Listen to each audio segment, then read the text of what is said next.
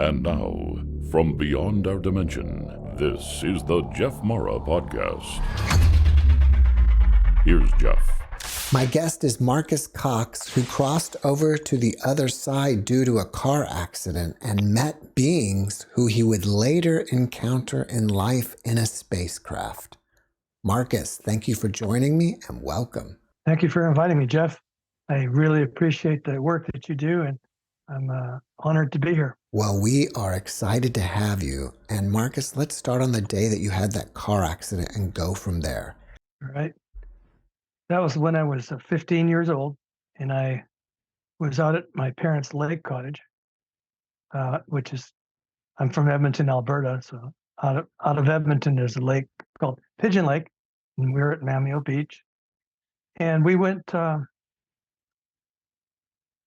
friend got his mother's car. It was a 64 Pontiac Laurentian, and he invited me and my girlfriend to come join them for a ride. So we jumped in the car. My girlfriend at the time was kind of mad at me, and she was sat in the back with one of his friends. So it was a little awkward. And I'm in the passenger seat. My friend's driving, and away we go. And we get out on some gravel roads, which is, you're probably paved now.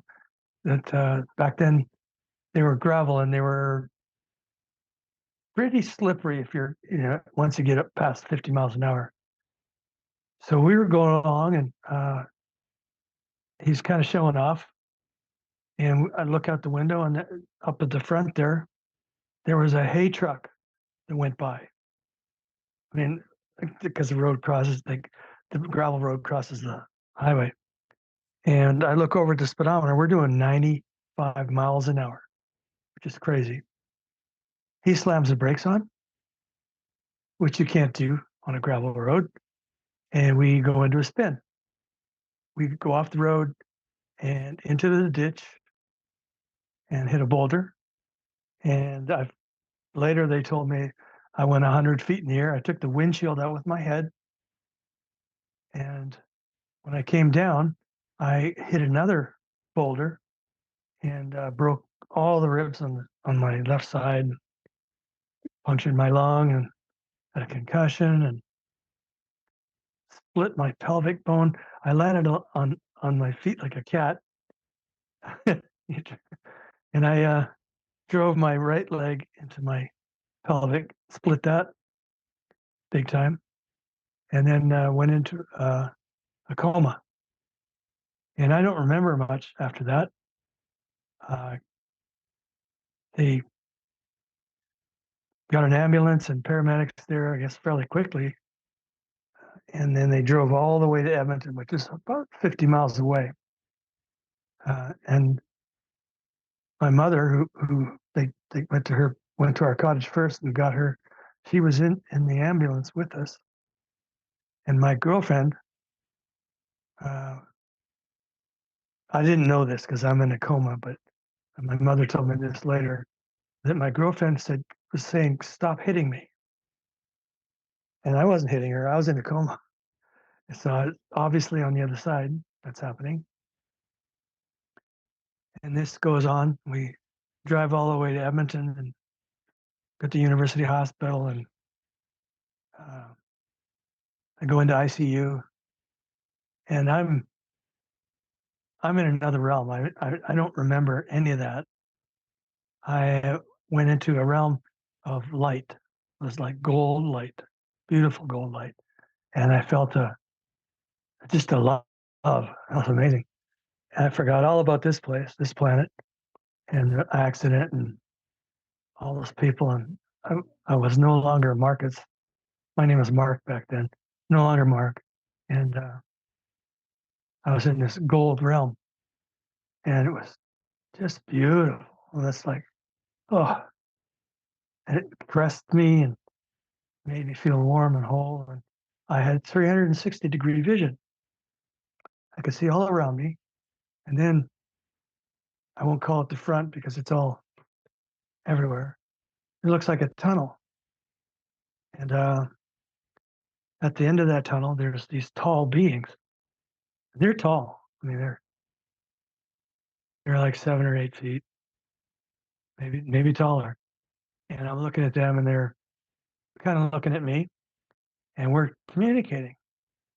I, we're not. I'm not. Nobody's saying anything, but I can feel what they're saying, and it's like everything's fine. We love you, and I would resonate with that. I'd stay there, and then this happened repeatedly.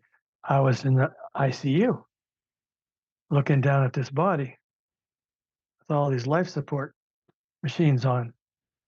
I had a lung machine because my rib went through my lung, right? And then concussion and all these blood transfusion things. Oh man, not pretty. But I'm on the ceiling and I'm kind of really not feeling connected to that body. It's like, I don't even really know who that is. Is that me? And I don't even know. I'm not really asking because I'm in this dream state or dreamy state. And it was love bliss a second ago. And then boom, I'm back in the light again. And I'm with these beings. It's like, oh, I like it. I like it here. Very nice. And this went on for God knows how long. I was in a coma 10 days. And I was in and out of the hospital room. They took me out of ICU in 3 days. So I was in another room. And then one time I came back and my brother, my mother, my dad, and my brother's wife were there around the bed. And I was still in a coma, but I could feel them. I could feel their thoughts towards me, their body. And I could feel I loved them. I felt it. I really felt a connection. And then I'd be back in the realm, light realm. And it's like almost switching channels because I wouldn't hardly remember the hospital room. I was back in the light realm and I was with the tall beings. And this went on for 10 days. And when I came out, there was a nurse standing there. I opened my eyes and she looked at me, and first thing she said is, "Would you like a pain needle?" And I said, "I want a kill needle." I was feeling so much pain. Oh, it's unbelievable how much pain I was in. And I didn't want to be there. And I wanted to go back to where it was beautiful. And she gave me some Demerol, shut me up with some Demerol, and I passed out. And then recovery began. I was in that hospital for a month and a half, and they gave me all these painkillers, 86 needles. I counted them. I didn't like needles. And then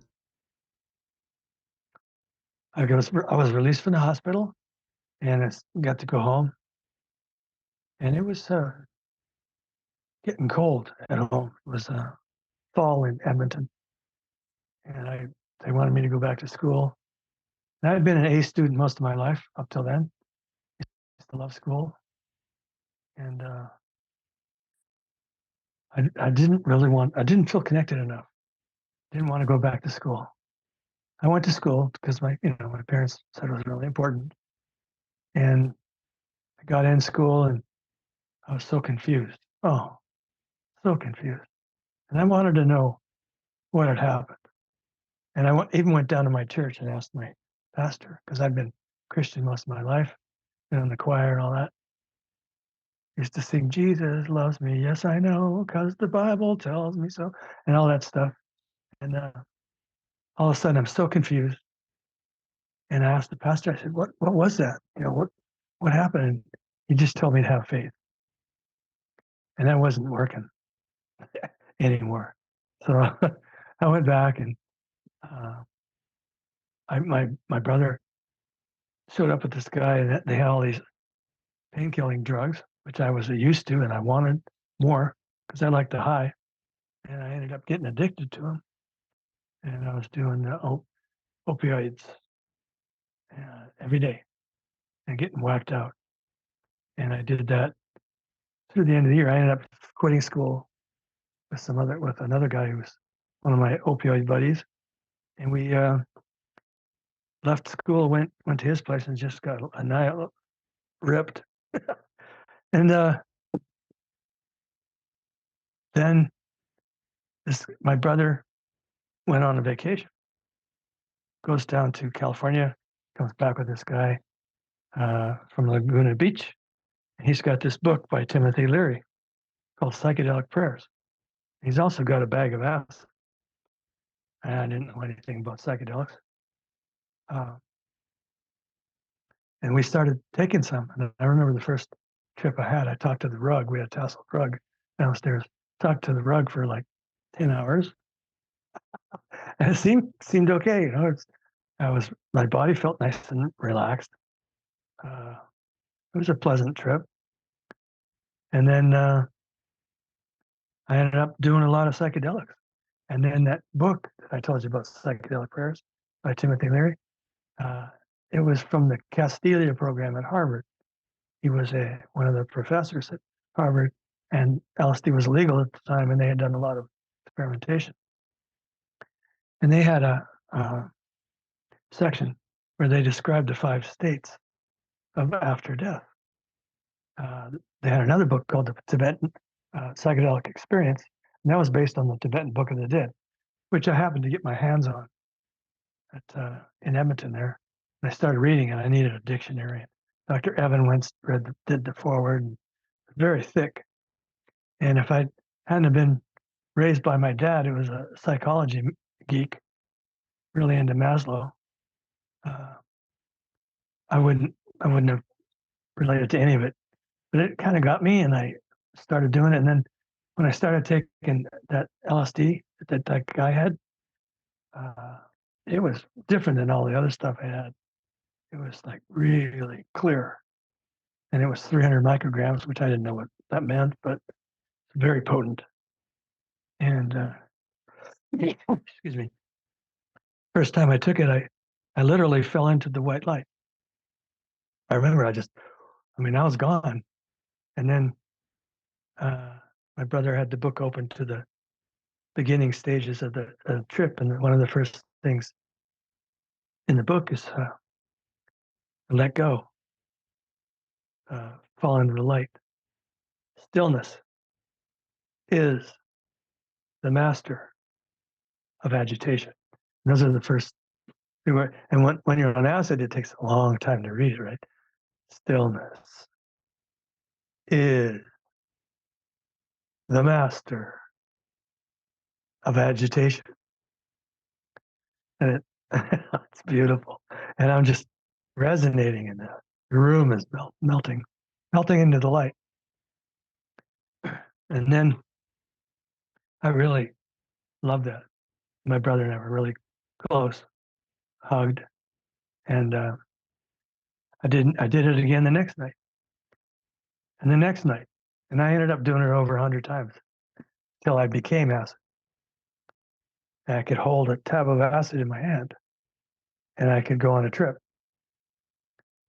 And I was totally still. And I remember the stillness, the birds and the trees. I was part of it all. I mean, I was the birds and the trees, and they chirp and he'd chirp and they'd chirp. And I ended up sharing this with some friends of mine. There were 4 of us. I'm in touch with one of them still now to this day. And we'd sit together and read this book, Psychedelic Prayers, and we'd go through the psychedelic experience. And we'd merge. We'd all merge. We just lay down and merge. And it was all like we were one body. And you could feel it. If I sneezed or if somebody sneezed over there, everybody else felt it. Oh, we were all one. It's like a ripple. And it was like, oh, it's really cool. Cool stuff. And going into the light was just like being on the other side. I mean, it was ethereal, just no separation. And that book made a big difference because the first time I took acid, it was at a party, I think, and it was terrifying. It's scary. I got up and left and hunkered down home and hid in the basement, basically. So that's what people have. Like my wife's an example. She had a bad trip and she doesn't want to hear about LSD. Not for her. And so I became an expert at psychedelic experience and merging. And then my brother got into meditation, and he turned me on to. I'm gonna have some coffee here. While you're drinking, I'm going to sneak a question in. Sure. Did you ever see those beings during an LSD experience? I did not. No, I saw them later on. Back to school, I was taking these psychedelics and then falling into the light and making sense out of all that stuff. And then my brother got into meditation uh, with the Maharishi Mahesh Yogi at the time, 60s, right? And then he got involved with this guy named Paul Twitchell, who was the Mahanta or the founder of Ekankar, the ancient science of soul travel. And he really got into it. I mean, he was big time and he wanted me to get into it. And I did some TM for a while with him. We meditated together. And then the Ekankar meditation was a little different because it's about leaving the body through the third eye as a globe of light. It's called the soul body. He called it the soul body. And he had a book called uh, The Tiger's Fang. And it talks about the physical, astral, causal, supercausal, and then the soul plane. And there's actually more dimensions. He has 12 dimensions in that book. But I really related to that. That made sense. And he was led through those inner realms with his guru, Rivas Artars. This all fascinated me. I mean, I was like, made sense to me because I'd basically been there on the other side. And now also with the LSD, I'd mapped out the 5 states of mind: conscious mind, some of the subconscious, some of the subconscious, and it was by these 2 PhD Harvard professors. I was really had a lot of respect for those guys. So I believed it. You know, I was all in. And then I ended up shooting. I was shooting all those painkillers, right? I ended up shooting some heroin. Somebody gave us heroin. I don't know how or why, but it was so good. And I mean, I went into a bliss, ecstasy, ecstatic state for a couple hours, I guess. And when we came out of that, my friend and I, we wanted to go to San Francisco so bad. And I had a motorcycle. I'd finally just got working again because it was winter in Edmonton, and I'd fired it up and it had worked. And we looked at each other and said, let's split for Frisco. And we jumped on that motorcycle and took off. Long story short, we froze our buns off because it was March in Edmonton. And the just only reason we could get on the road is because of a Chinook. And I ended up going back. And my brother thought it was a great idea for me to go to San Francisco. I stayed with him and he helped me pack. And my parents were in vacation in the Bahamas, so they weren't around. I had a party going on at my house that I never, finally I kicked everybody out. And then I left for Frisco. And after that trip, I mean, I had some acid with me and stuff. I ended up going to Vancouver, staying with my brother. He'd moved there. And found out that Paul Twitchell was coming to Vancouver. And I was living with my brother in Russia Bay, got a job at the gas station, lasted one day because I spent such a space cadet. And I got a check. It was $27. And I found out they had one spot left for consult with Paul Twitchell, and it was $25. So I took my paycheck, cashed it, $2 left over, bought myself a consultation, $25, and was excited. Waited for Paul Twitchell to get to Vancouver. Went to the Vancouver hotel that day. Went to a room they gave me, and sat down and waited. Paul Twitchell comes in the door, and he's not what I think a guru looks like. He's wearing a blue suit, red tie, white shirt, and he's pretty short. He's got a southern accent, not an Indian accent. And we have a warm meeting. He sits in the chair across from me, not far. And I'm pretty amazed that I'm actually sitting here with the Mahanta. And then I tell him, I said, I'm trying to do soul travel as you describe in your book, as a global flight through the third eye. And I can't do it. I mean, I'm frustrated. I can't do it. And he says, well, we'll try some right now. And I'm like, oh, good. And he says, just be in the corner of the room as a global flight white light. Don't go there, just be there. And I close my eyes and visualize being in the corner. It just lasts a couple of minutes. Don't hear a thing up from him. And all of a sudden, I light up the room as a globe of light. I can see all around me. I can see my body in the chair.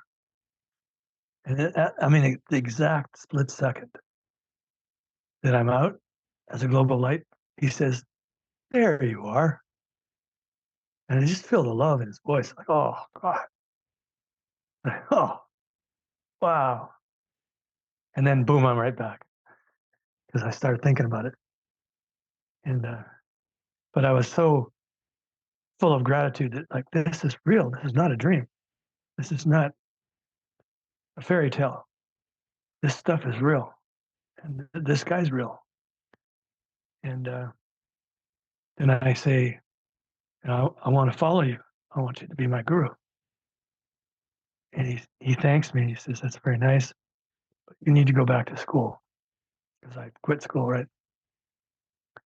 And he's the guru, and you do what the guru says. So I agree, and we say goodbye. I go back, tell my brother, and he's thrilled. He loves it. And I go down to West Vancouver High School and go through all that, and actually get back in school after a year off. And they didn't ask for transcripts from Alberta. I walked right in, and all of a sudden I was in grade 11. Yeah, so I took a year off, got away with it. Spent all that time studying yoga and taking LSD with Timothy Leary on the inside. Oh, I forgot to mention Timothy Leary picked me up hitchhiking on the Yellow Brick Road. That was a good one. He was driving a 56 Chevy, I think it was. Yeah, beautiful. Wow. Yeah, good stuff. I had lots of stuff like that. If we move forward in your life, because you've had a very spiritual life, you end up meeting a Swami Shamacharya. Yes. Can you tell my audience how that happened? Yes, Shyam Acharya. Like I said, my brother introduced me to Maharishi and TM, so I kind of knew the way they dressed. And I was at the airport dropping a friend off, and I looked down at the jet that's there, and there's a guy in robes. Looks like Indian robes. It looks like one of the guys I saw with the Maharishi. And I wave at him because it's pretty cool. And he waves back. We don't know each other. So back in the old days, you got to go down up the stairs and down these long corridors. So I sit there with my friend, or stand there, and we wait, and here comes Swamiji up the gangplank. And he comes up, and we ask him, I said, what brings you to Vancouver? And he says, God told me to take this plane. And we asked, "Do you know anyone?" He says, "No." I said, "Would you like to stay with us?" He says, "Acha," which means yes. So here we leave with the Swami in the car, and in my friend's car. Go back to my friend's house and set up the Swami on the couch, and uh, he's just wonderful. He's full of light and just love. Very cool guy. And we end up listening to all these talks about yoga, meditation, and samadhi, and the chakras, and we end up renting a room on Main Street in Vancouver there, and start a yoga studio. And we started out with just a few of us, myself, and of course, I became a teacher, one of his teachers, my friend too. And then pretty soon we had quite a gathering. Pretty soon the place was packed, and we put Swamiji up. There's a room in the back, and he'd stay there at the ashram. If you call it an ashram. Anyway, that went on for almost a year, and I even got to bring him into class, my English class. My English teacher uh, let let me bring him in one day and talk to the whole class about yoga. And most people think about yoga as just the exercises, right? The hatha yoga. But when you get into it, I was into Ashtanga yoga, which is the 8-limbed yoga system. And hatha is just the first part. And it gets into pranayama and uh, all the levels of the samadhi and all that. There's like 5 different samadhis. Gets deep. So that was we got into that, and it was really awesome. And then my friend has a book. He's with this other teacher called Subramanya. That book is called Cognizant Ability, and it's by Master Subramanya. And there's limited edition of 500 copies. So I get the book, I open it up. First thing I see is Subramanya, picture him and his name, Master Subramanya. And I looked at my friend, I said, "This is my guru." So all of a sudden, all these other teachers I've had are don't mean a thing to me. This is my guru, and I end up contacting these people and telling them who I am and my after death experience and all that stuff. And they invite me to a Christmas party in San Francisco, which is my dream. I always wanted to go to San Francisco, and I had a van that actually worked. It was on its last legs, but it still worked. And I was sleeping in the van. Then I get down to the Christmas party and meet the guru, and he invites me to go to India with him. And I didn't have any money. And I said, okay. And I had no doubt at all that I was going. And then he invites me to go to Virginia City, which is, over 100 miles from San Francisco. And that's the desert monastery. And I go there and I meet the monks there. And he shows up, and we have some incredible meditations. And then he goes back to Hawaii and says, you know, see you in Kauai. It'll be the first stop when we go to India. And I said, okay. I didn't have any money. I went to telegraph my mom, called my mom. She sent me some money, wired me some money, $50, I think it was, barely enough to wouldn't make it today, but back then the gas was cheap. Got all the way up to Calgary, and I ran out of gas. And heard the guy. This is 3 a.m. I heard a guy inside the gas station swear, and I walk in and I say, "What's the problem?" And he says, my little meter just broke, and I happened to have one because I was going to rebuild my van. And I came in and I said, "Will you fill me up?" He said, "Sure." So it filled me up. So that was like, think about that, how far that is. 3 a.m. this guy's thing breaks as I'm there, and then my van's just sitting there. It's freezing out there, and that all happens. It's all synchronized. And I get to Edmonton. My mom's so glad to see me. She says, "You got a check? You got a mail?"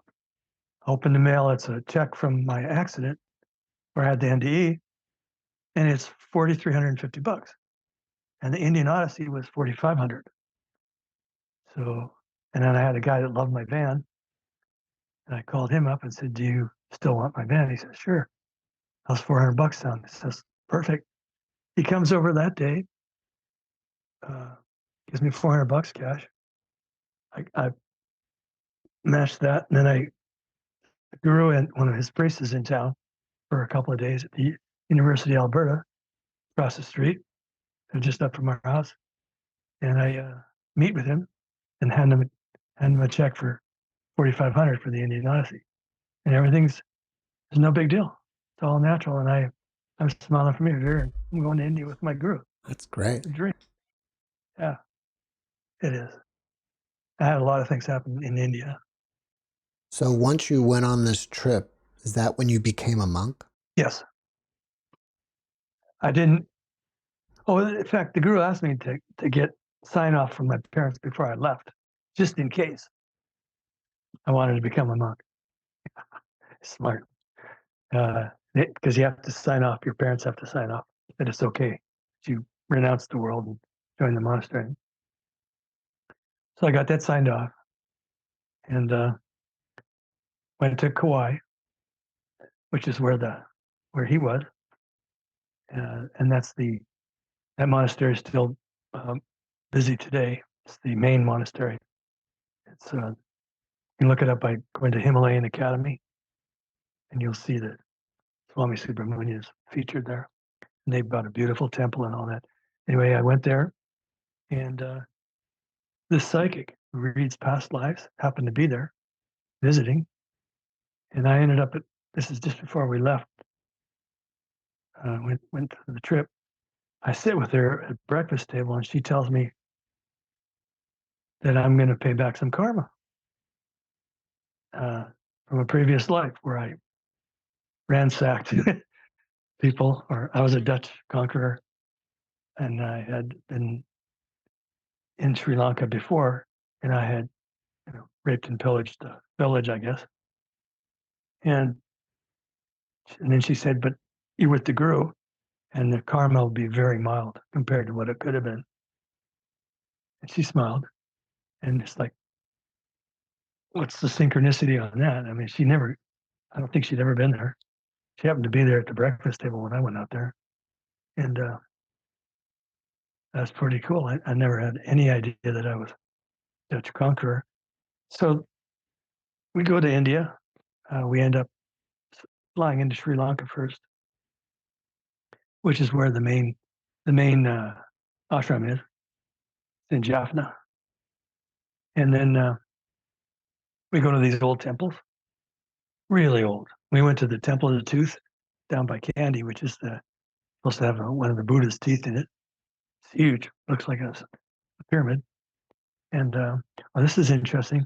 It's hot down there, south of the equator. You got to walk around the temple 3 times before you go in, and you got to take your shoes off. And I'm with the guru, right? And he takes his shoes off and starts walking barefoot. And then he looks at me, and I'm taking these. They give you these things to put on your feet so you don't burn them because it's so hot. And I take them off because I'm going to be like him, right? I'm going to be a yogi. And he says, "I wouldn't do that for you." I'd already I took a step, and I swear I lost 2 layers of skin stuck to the stone. So hot. I put them back on, and I walked around the temple 3 times. And then we went up to Jaffna and all that.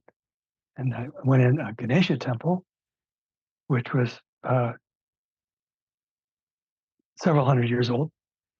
And they have a ceremony. You go through the chakras. There's 7 chambers. Beautiful temple. And at the center of the temple is a statue of Ganesha. And we go through the 7 chambers. By the time we get to the 7th chamber, there's just a group of us left. They throw back the veil, and I'm literally knocked off my feet. I mean, I'm like this, and we're looking at the deity, and I get knocked off my feet to Shakti or whatever it is, so potent. And I'm down there on the ground, and this guy, and it sort of caught his eye, and he sort of caught mine, and then he stepped on my head, and it hurt. And it's like, that's the ultimate sin in India. You don't ever touch someone's head. And if you touch another part of their body with your foot, you apologize like this, sorry, because it's defeat or like sacrilegious. And he just glared at me. He didn't apologize. He glared at me, and I could, for a split second, I could see his family in Sri Lanka and what I had done. It was fast, but that was it. That was what she talked about. That's what she told me, and that was the only karma I needed to repay. It was pretty mild because we got up and went out and meditated. Yeah.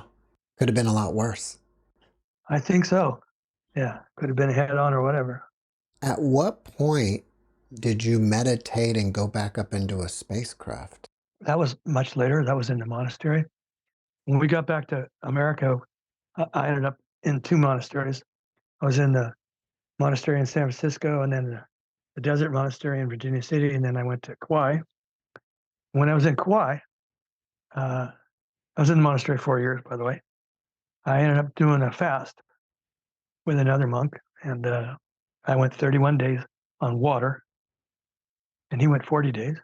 And we stayed out in a very special place called the Devasthanam, which is removed from the rest of the monks and the monastery and the temple. And one night, I was we slept on the ground, laying in this mattress on the ground. And I just got up, went through the front door, walked up towards the monastery, hung a right and looked over in the field. There's a field there. And there was this flying saucer. And it was, the lights were kind of going around in a circle, not too fast.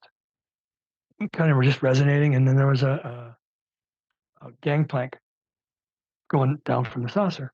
Let me stop you for 1 minute. When you got up and saw the saucer, are you saying that you were physically awake and walked out there and did that, or were you doing this from meditation? It seemed like I was physical. It seemed like I was in the physical. Mm-hmm. But obviously later, I guess I was in the astral. But I mean, I couldn't tell the difference. I felt like, I remember I was able to open because we had barbed wire between our neighbors and in our monastery. I pulled the barbed wire apart somehow and didn't get caught in it to get over to the saucer.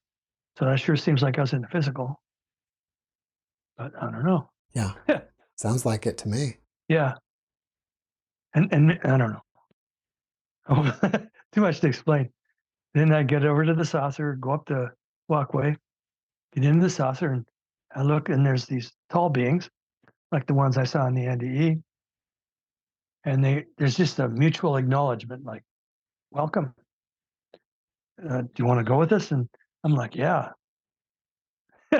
I've always dreamt about that stuff. So we get up and we go off. And on Kauai, there's a big mountain called Mount Waialeale. And I could see Waialeale disappearing in the distance. Pretty soon I can't see it anymore, and I'm looking at the Earth and the atmosphere and stars, and we're on our way. I don't know where we're going, but we're out of here. And Subramania shows up on the what do you call that? The top where the main pilot is, where the person in charge of the saucer. Right. He's up there, and he's pretty tall. They're very tall. And he looks down at me and he says, you can't do this. You can't just leave like this. and he's the guru. And I say, okay. And it's total acknowledgement by everybody else. Like, yeah, I guess so. And I'm back.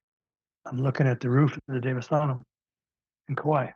Were these beings the exact same beings that you saw in your NDE, or just beings that looked similar? Beings that look similar. Can you describe them a little more for us? You said they were tall. Were they Caucasian? They were. And my guru was very tall and Caucasian. Um, maybe he's one of them. And they were very tall, and they had blonde hair, and they looked just very human, almost Probably totally human.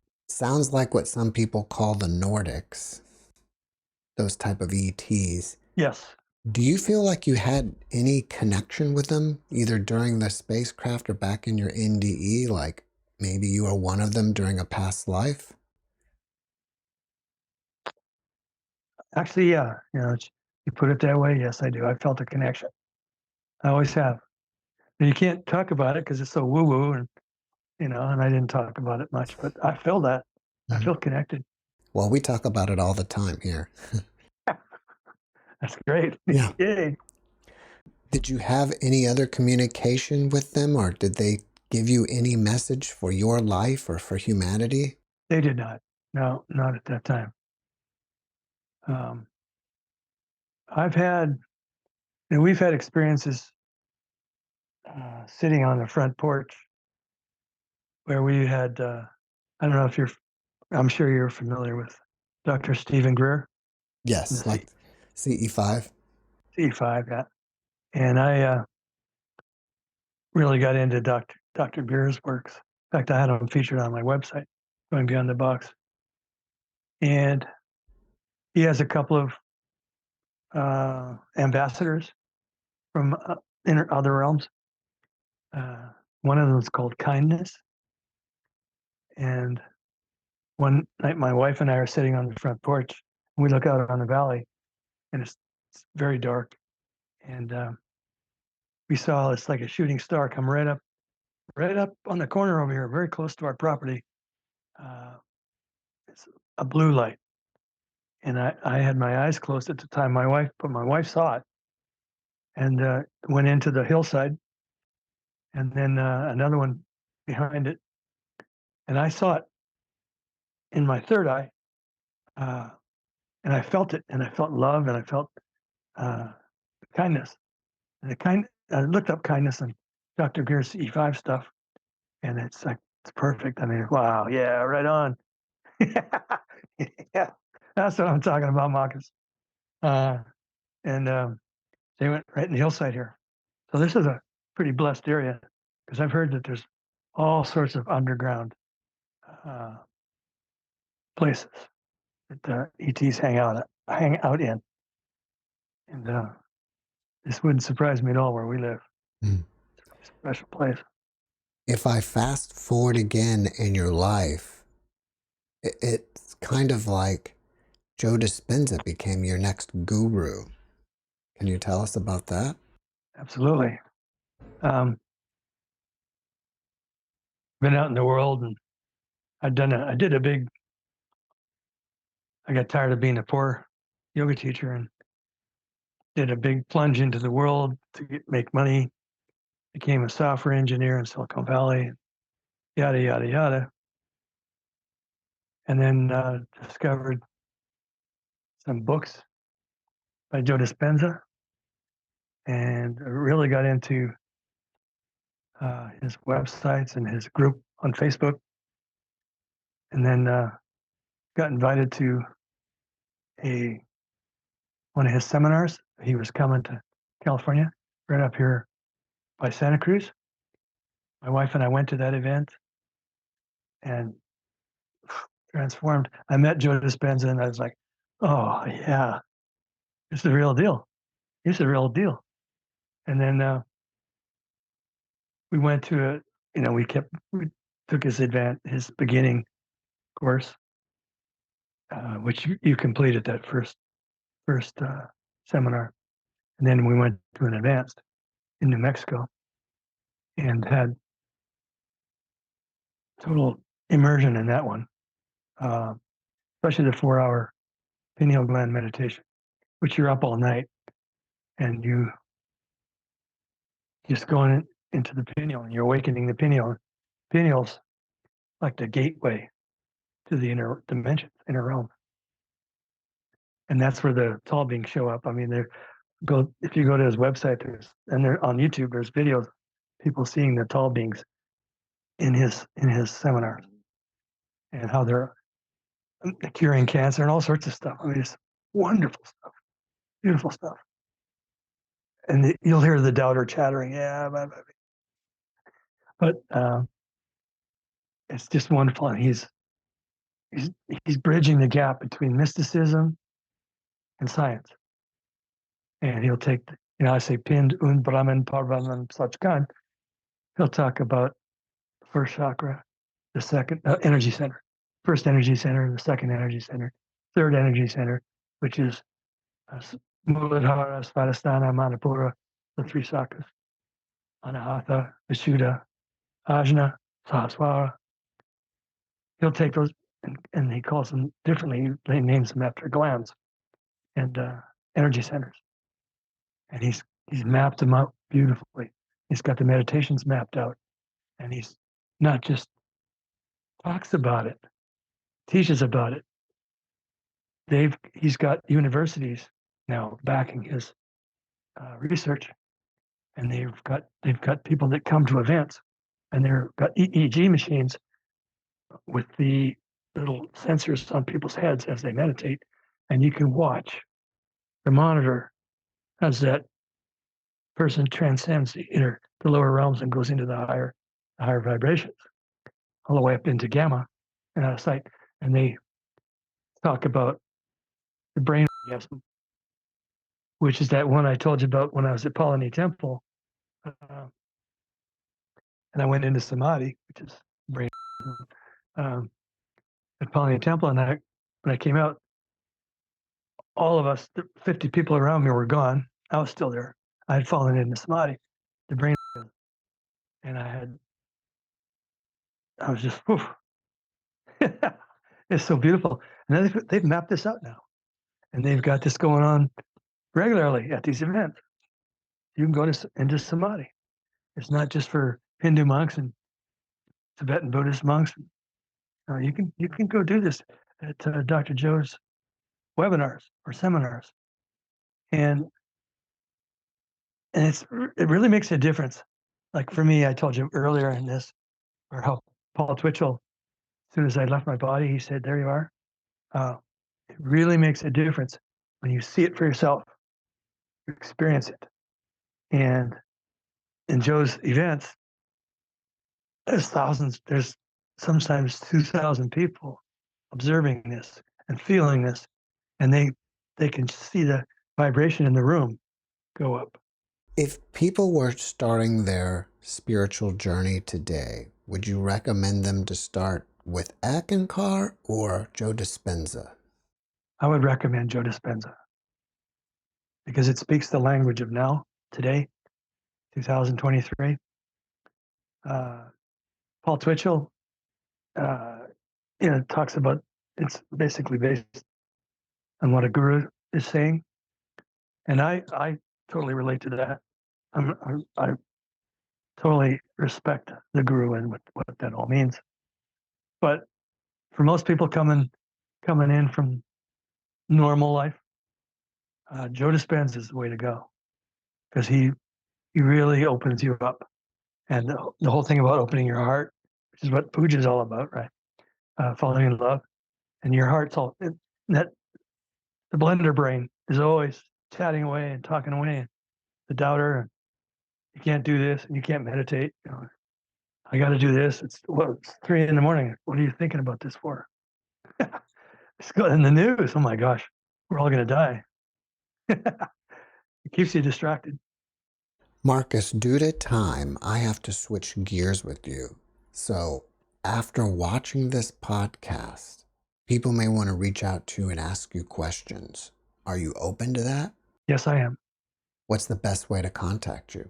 The best way will be through my website, which is goingbeyondthebox.com. And that's an old term of going beyond the box, which used to mean you had long hair. but, but now going beyond the box is going beyond the thinking brain, the blender brain, all the preconceived ideas, opinionated knowledge. That's the block to the superconscious. And that book got that website got hacked, so I need to bring it back together. But I'll have that done within a week, and start talking to that on a regular basis, and I'll do some more videos. Before we finish up, can you leave us with one last positive message? Learn how to be happy. Learn how to be here now and become a witness. Take the observer position. Observe your mind. Become consciously conscious. Don't just run with the program, which you get into Dr. Joe's work. Read that book, Becoming Supernatural by Dr. Joe. He talks about that. That's how you become supernatural. You just learn how to tap into your true self and go beyond the thinking mind. And all those learned conditioned cues selectively imposed on the kaleidoscope of sensation. That's from Larry's book. It's the first part of his explanation. Learned conditioned cues, which is all that junk, opinionated knowledge that we've memorized and bought into. Go beyond the box. Marcus, thank you for your message, and thank you for being my guest. Thank you, sir. Thanks for watching the JeffMara podcast. I really appreciate you. Another way to show support is through YouTube memberships. And if you do, there are loyalty badges and other perks depending on your level of membership. All you need to do is click the join button underneath the video to find out more. Thank you for your support.